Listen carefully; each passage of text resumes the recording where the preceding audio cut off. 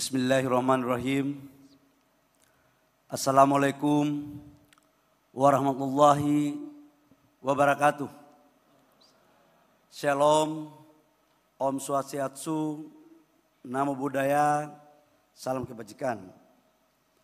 Yang sama-sama kita hormati, kita banggakan, kita cintai Bapak Presiden Republik Indonesia, Insinyur Haji Joko Widodo. Kita berikan aplaus kepada Bapak Presiden.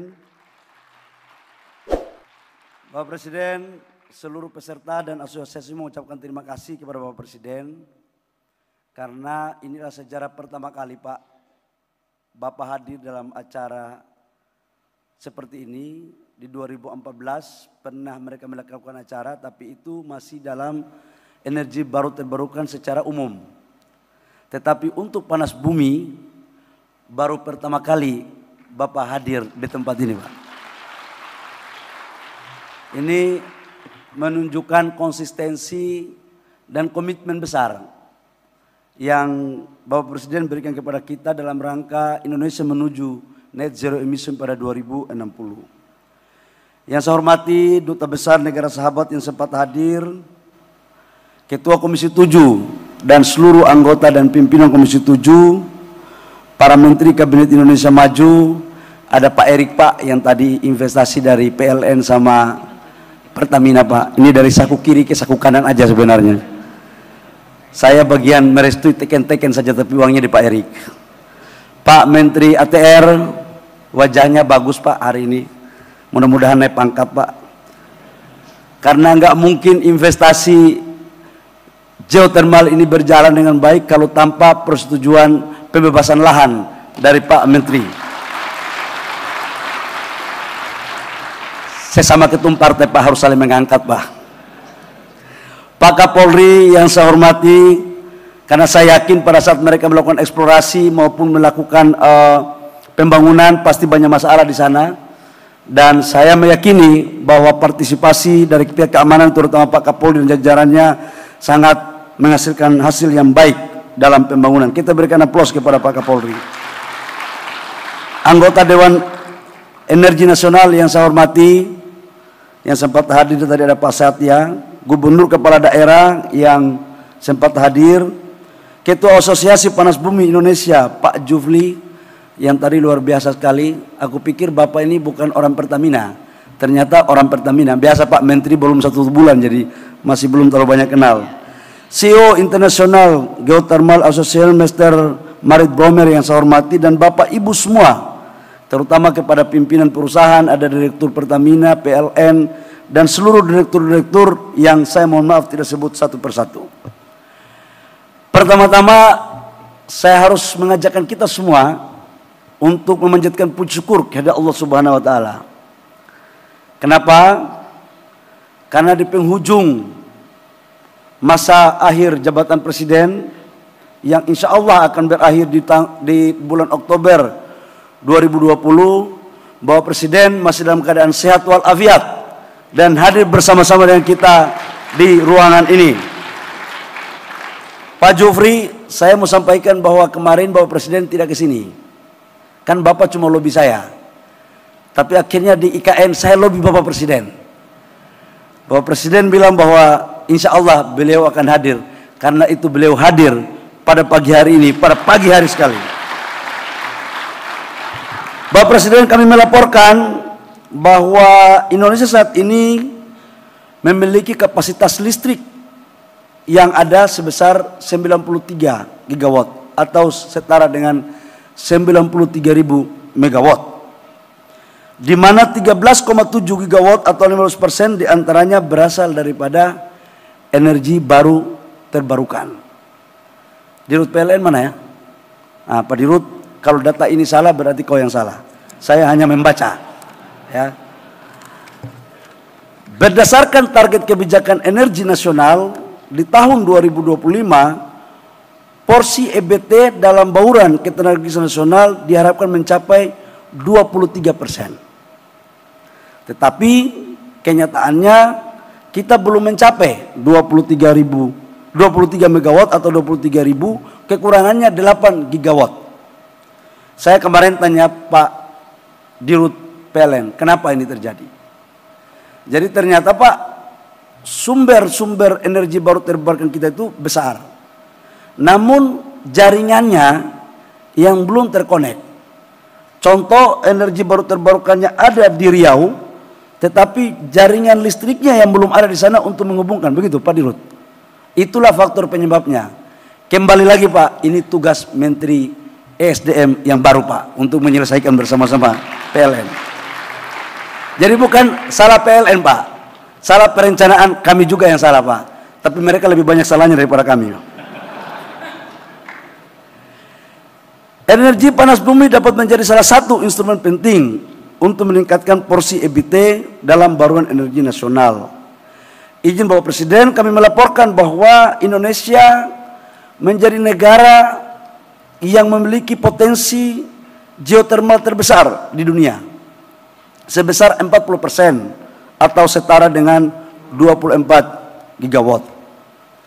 Saat ini kapasitas dari pembangkit listrik panas bumi di Indonesia mencapai 2,6 gigawatt atau terbesar nomor 2 di dunia yang sudah jalan, dan pertumbuhannya selama 10 tahun terakhir itu tumbuh 2 kali lipat selama 10 tahun terakhir. Kapasitas listrik PLTP tersebut mencakup 18,5% dari total listrik EBT nasional atau 3% dari total 93 gigawatt. Pak Dirut, benar? Oh, benar kau. Kalau tidak RUPTL kau kita harus koreksi baik-baik. Dalam 10 tahun terakhir akumulasi investasi pembangunan PLTP juga tumbuh signifikan, yaitu naik hingga 8 kali lipat Pak.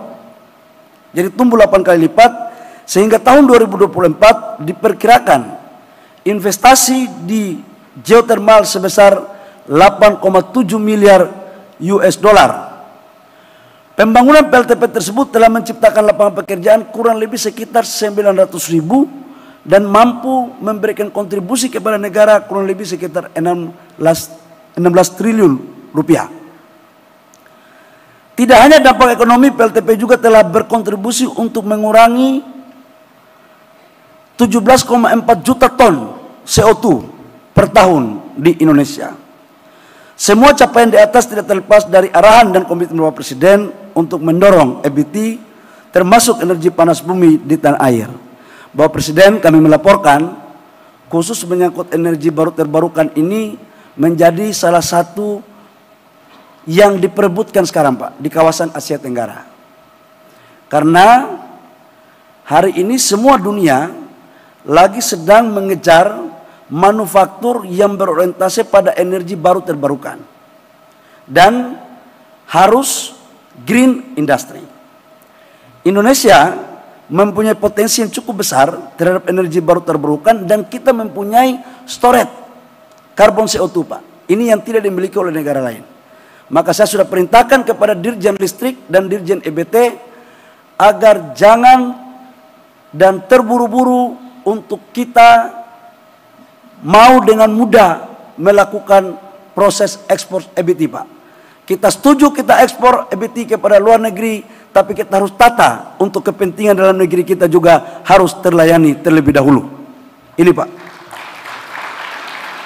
Dan kalau ini terjadi, maka saya punya keyakinan industri-industri manufaktur akan lari ke sini.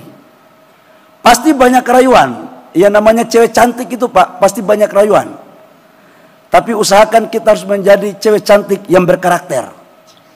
Jangan cewek cantik yang gampang dibelai oleh orang-orang yang tidak jelas itu, kira-kira. Bapak Presiden, kami juga laporkan bahwa pembangkit listrik panas bumi terus tumbuh. Naik saat ini 10% potensi yang dimanfaatkan di Indonesia. Masih terdapat beberapa isu yang menjadi tantangan utama pemanfaatan energi panas bumi. Pak, isu kita ini paling besar.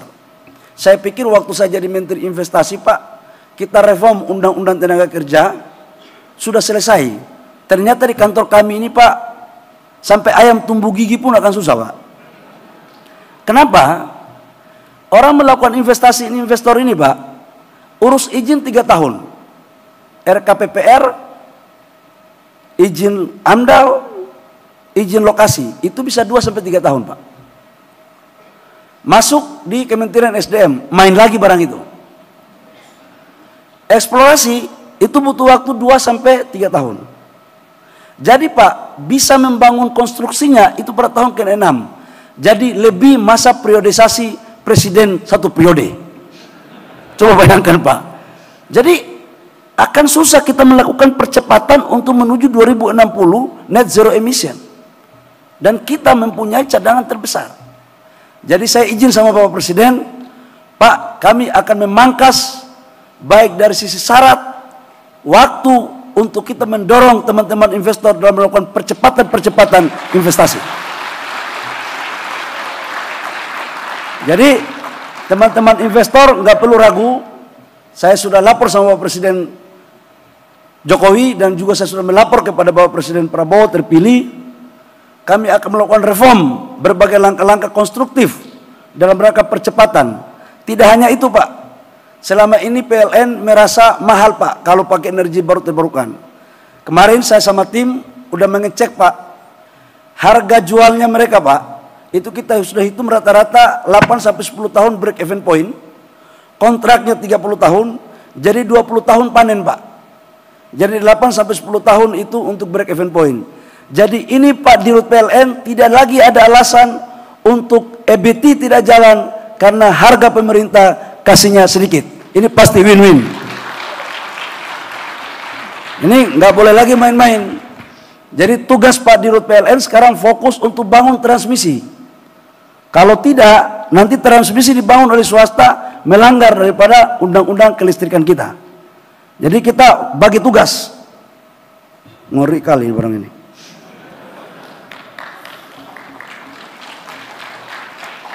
Pak Komut Pertamina ada ya? Oh bagus. Ini pemimpin masa depan kelihatannya.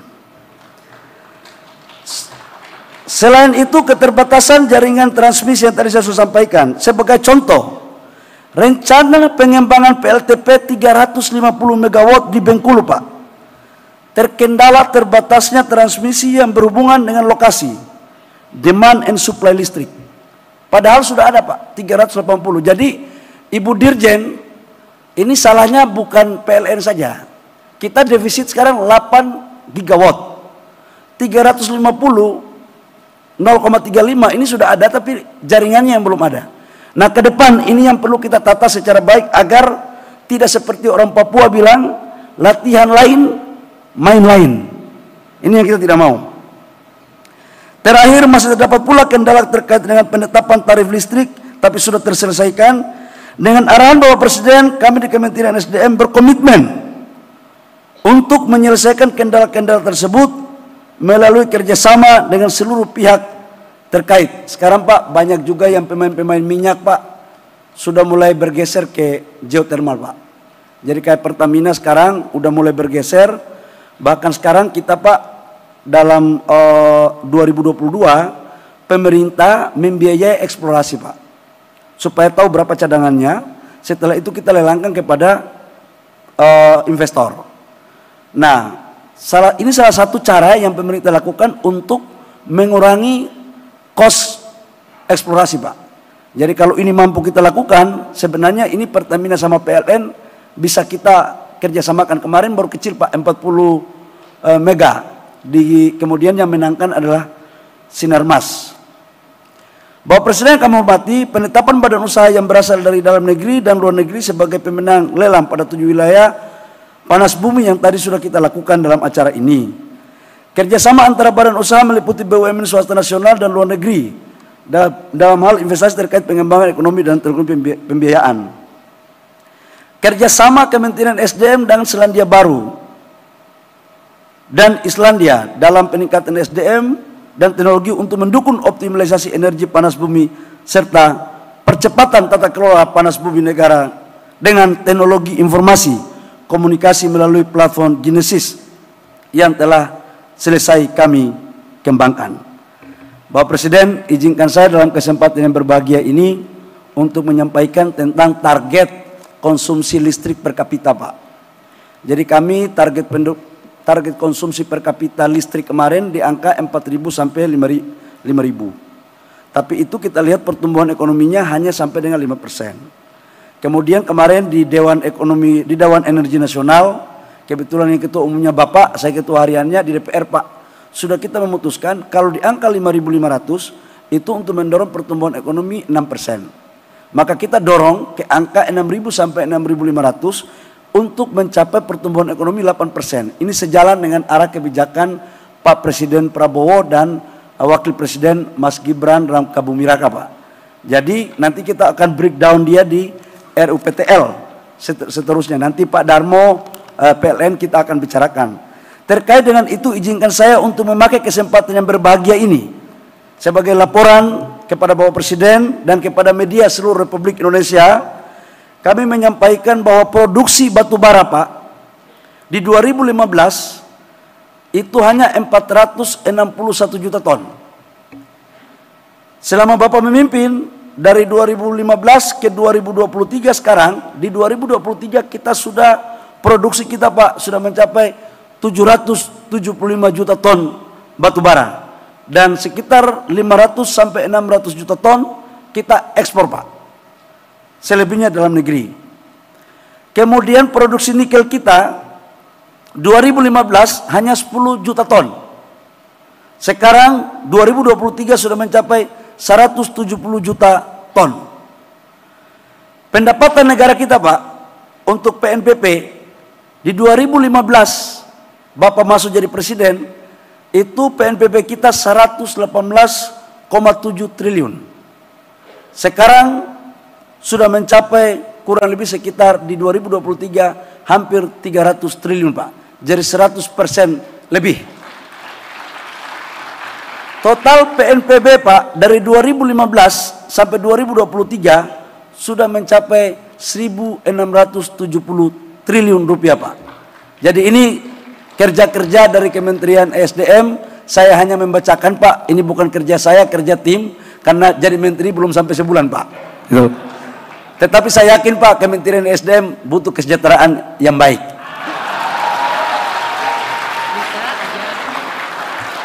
Oh, ini kok dirjen-dirjen pada ketawa semua, Pak. Katanya pendapatan PNBP-nya 1 tahun, Pak, kalau diakumulasi dengan dari hulu migas bisa sampai 350 triliun, Pak. Tapi katanya ya gitu lah, kesejahteraannya masih bingung-bingung, Pak, mereka, Pak. Tapi tenang, habis ini saya akan lobby khusus kepada Bapak Presiden. Baik, demikian, terima kasih. Kalau punya mohon maaf. Bapak Presiden, kami demikian perlu kami laporkan. Dan kepada teman-teman investor, silakan aja investasi, nggak apa-apa. Bapak cukup bawa teknologi, Bapak cukup bawa capex, market sudah di sini, izinnya nanti pemerintah akan bantu Bapak Ibu semua. Kalau ada masalah di lapangan, kita akan minta bantu pada Pak Kapolri dan Pak Menteri ATR. Demikian, wabillahi taufiq wal hidayah. Wassalamualaikum warahmatullahi wabarakatuh. Shalom, Om Santi Santi Om, Namo Buddhaya, salam kebajikan.